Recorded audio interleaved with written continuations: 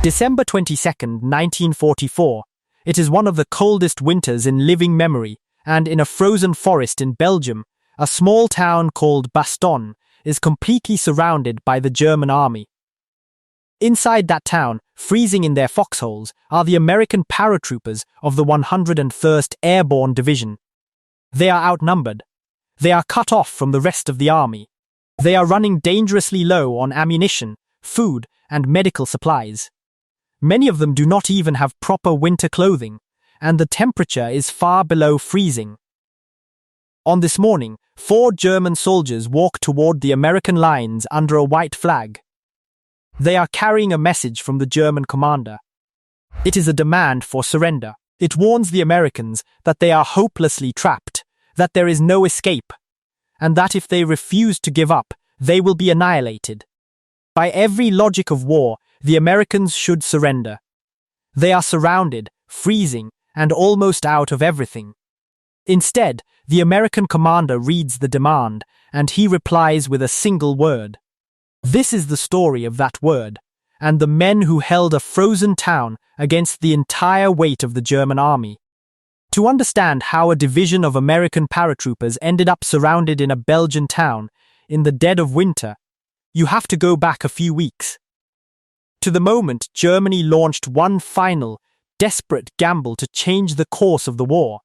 By the end of 1944, the war in Europe seemed to be turning decisively against Germany. The Allies had landed in Normandy, liberated France, and were pushing toward the German border. After the breakout from Normandy and the rapid advance across Europe, there was a growing feeling among the Allies that the German army was beaten and that the war might be over within months. To many, it felt as though the end was only a matter of time. But Adolf Hitler was not finished. He was planning one last great offensive, a massive, surprise attack that he believed could split the Allied armies, capture the vital port of Antwerp, and force the Western Allies to the negotiating table. The attack would come through the Ardennes, a rugged, heavily forested region straddling Belgium and Luxembourg.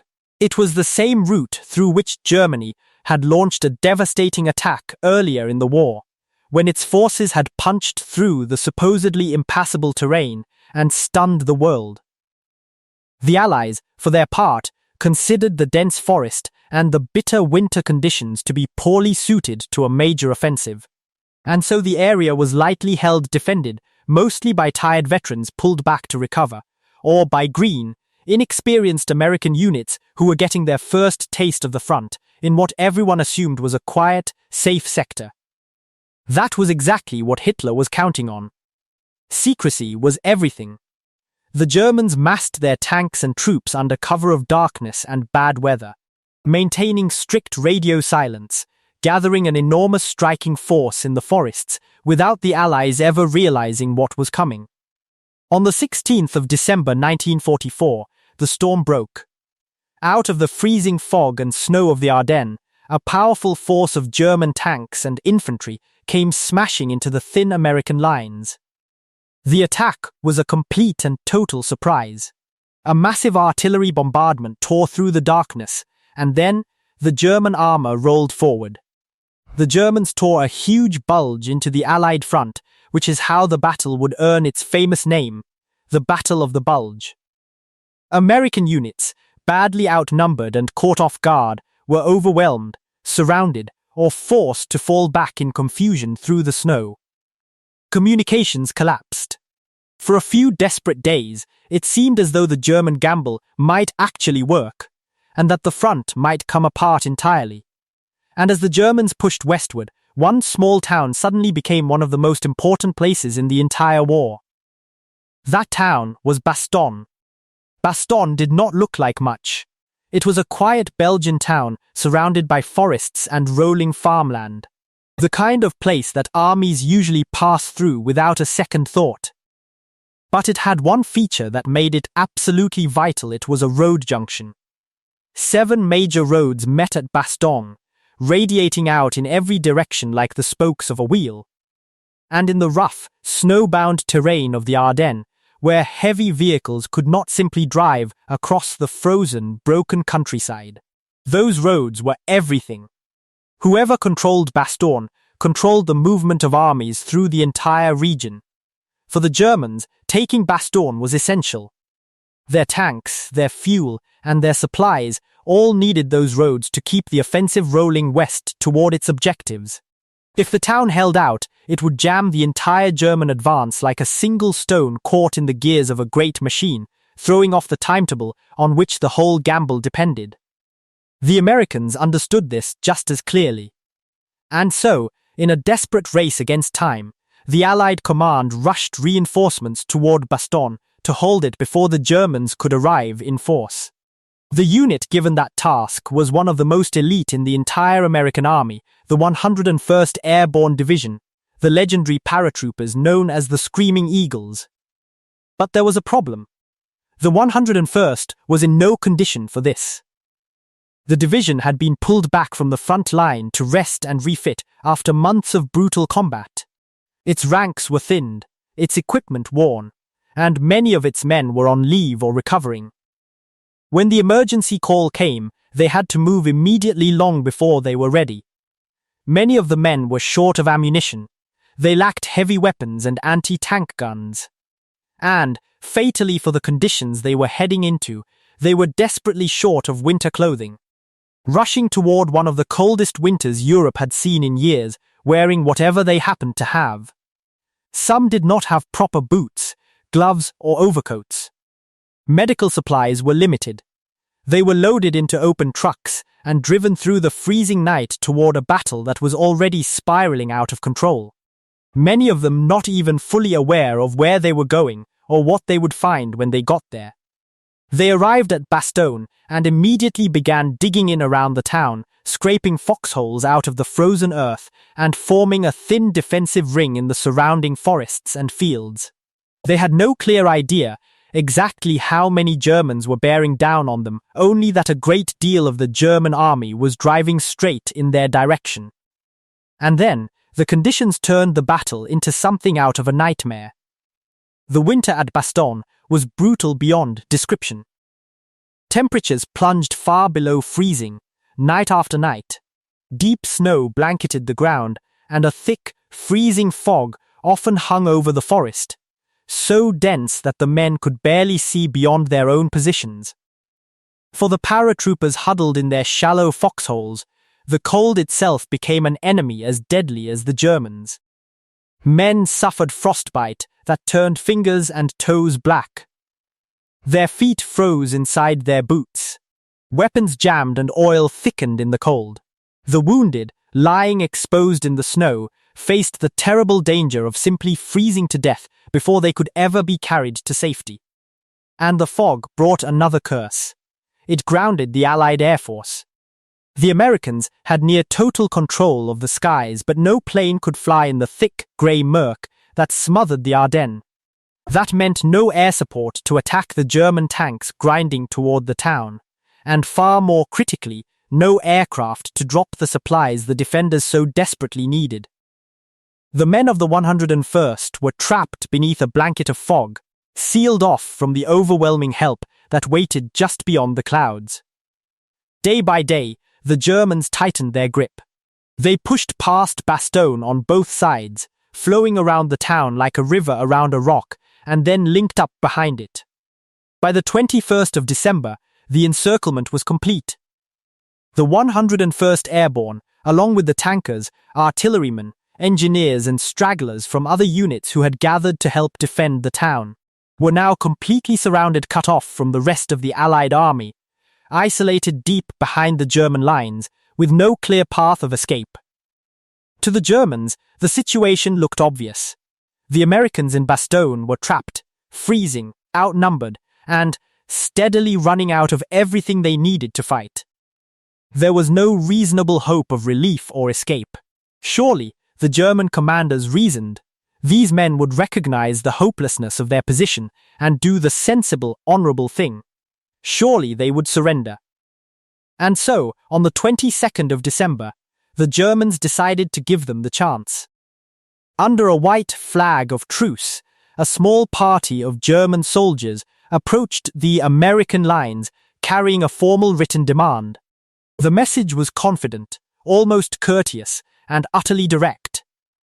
It stated that the Americans were completely encircled, that powerful German forces stood ready to crush them, and that the only way to spare the town and its defenders from total destruction was the honorable surrender of the surrounded force. It set a deadline for a reply.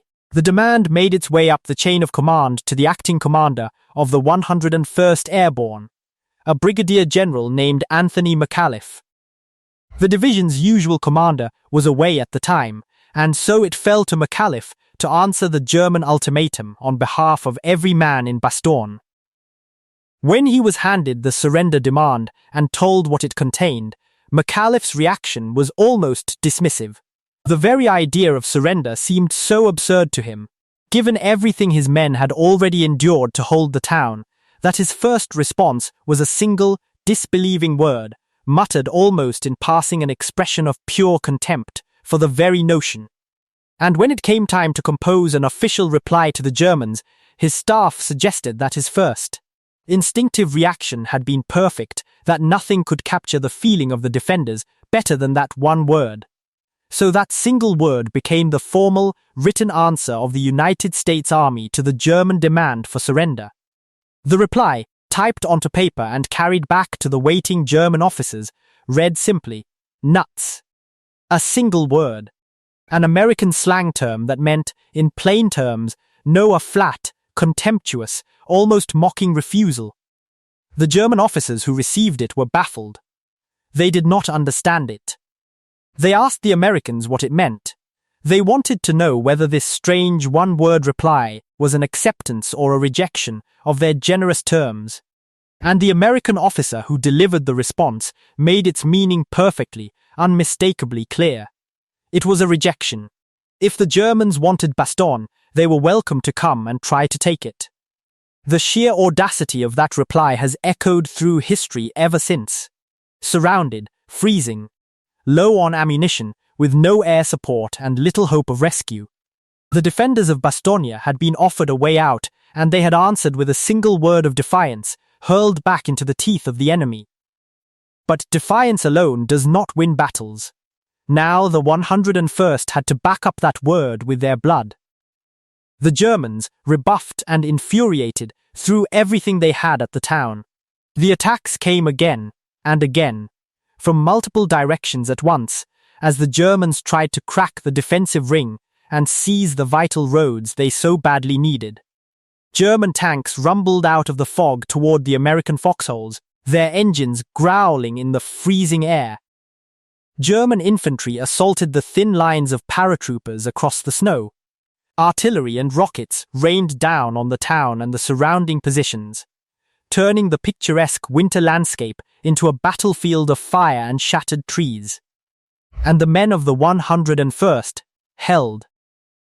They fought in the freezing cold, in the snow and the fog, against an enemy that outnumbered and outgunned them at nearly every point. They knocked out German tanks with their limited anti-tank weapons and sheer determination. They threw back infantry assault after infantry assault. Where the line was pierced, they counterattacked and sealed the gap, refusing to allow any breakthrough to spread. They held the precious road junction that the entire German offensive depended upon, clinging to it no matter how much weight was thrown against them. But the situation grew more desperate by the hour. Ammunition ran dangerously low, so low that the artillery crews were eventually ordered to fire only at the most important targets, to conserve every precious shell for the moment it was most needed. Food ran short, and the men went hungry in the cold. The bitter weather gnawed at them ceaselessly, draining their strength, and the wounded were piling up faster than they could be cared for. Medical supplies dwindled toward nothing, and exhausted surgeons were forced to work in horrific conditions, sometimes lacking even the basic materials they needed to save the men brought to them. The defenders were being slowly ground down. They were holding, but no force could hold forever under such pressure, against such odds, in such conditions. They needed two things desperately: supplies and relief, and for several agonizing days, the weather denied them both. Then, on the 23rd of December, the skies finally cleared. The thick fog that had smothered the Ardennes lifted at last, and for the first time in days. The Allied Air Force could fly. The effect was immediate and dramatic. Transport planes roared over Bastogne and dropped great bundles of supplies by parachute ammunition, food and medical materials drifting down out of the sky to the desperate men below. Allied fighter bombers swept low over the German positions, attacking the tanks and troops that had been pressing the town so hard. For the defenders, who had endured days trapped beneath the fog with no help in sight, the sight of those parachutes blossoming overhead and those planes diving on the enemy was very nearly miraculous. The siege was not over, and hard, bloody fighting still lay ahead. But the tide had begun to turn, and help was now fighting its way toward Bastogne from the south. When word of the encirclement had reached the Allied High Command, one American general had reacted with characteristic boldness. General George Patton, commander of the Third Army, pledged to wheel a large part of his force 90 degrees and drive north to relieve Bastogne, an extraordinarily difficult maneuver to execute in the depths of winter, on short notice, across icy roads and against fierce resistance. His staff doubted it could be done so quickly. Patton was certain it could, and he drove his army to do it. Patton's tanks and infantry battered their way north through determined German resistance and brutal weather, fighting for every frozen mile of road. And on the 26th of December, the lead elements of Patton's Third Army finally smashed through the German ring and reached the defenders of Bastogne, opening a corridor into the besieged town. The siege was broken. The road junction had held. The 101st Airborne and the men who had fought beside them had done the impossible. They had held a surrounded town against the full fury of the German offensive, in some of the worst conditions imaginable, and they had refused to surrender even when surrender had seemed the only sane choice left to them. There is a famous story that captures the spirit of those men perfectly. When the relieving forces broke through, there was talk in the press and elsewhere of the 101st having been rescued. But the paratroopers themselves bristled at the very idea. They did not feel they had been rescued at all. In their minds, they had never been in danger of losing the town.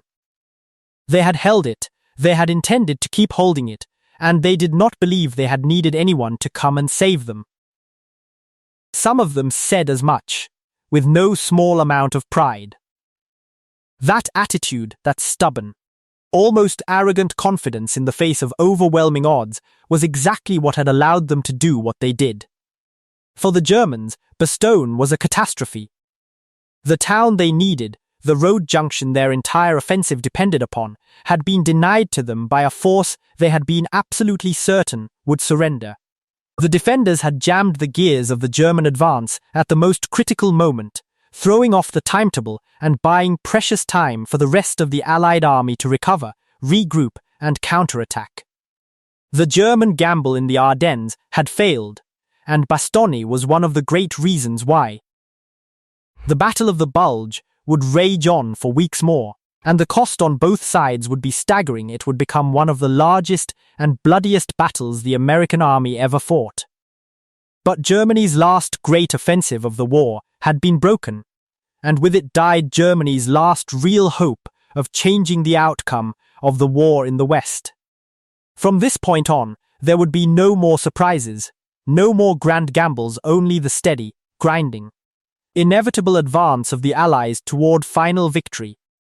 And at the very heart of that story stands a frozen town, a thin ring of half-frozen paratroopers in shallow foxholes, and a single word of defiance flung back into the face of an enemy who had thought victory was certain.